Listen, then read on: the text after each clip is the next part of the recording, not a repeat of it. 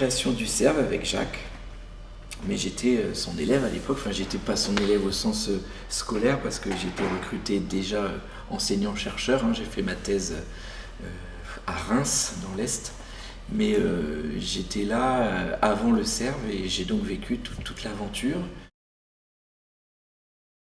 C'était le laboratoire informatique de l'ENIB qui est devenu le CERV suite au contrat de plan État-région de l'époque et à la requête un dossier défendu par Jacques Tissot qui est le directeur de l'ENIB maintenant. Donc effectivement, le CERV est indissociable de l'ENIB, même s'il est dissocié géographiquement. On est à peu près à 60 personnes, sachant qu'il y a un étage qui a été peuplé, habité par 2 startups qui ne sont plus là parce qu'elles se sont développées. Donc il y avait Virtualis au départ et Serval aussi qui était installé là et qui sont aussi partis pour des questions de place. Et maintenant on accueille Bicom, les locaux étaient disponibles, donc on leur a proposé de venir. En bas on a accueilli maintenant le laboratoire principal et le LabStick, donc une UMR CNRS.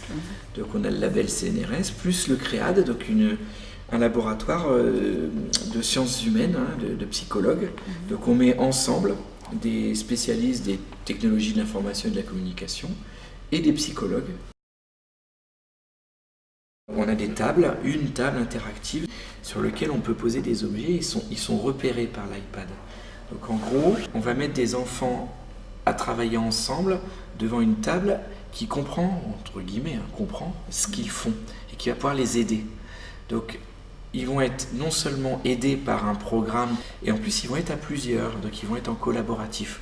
Les psychologues estiment que le travail collaboratif est beaucoup plus motivant, permet de progresser beaucoup plus rapidement qu'un travail individuel. Le fameux projet dit Anti-Moine, le projet ANR, c'est de la recherche d'informations dans des données patrimoniales.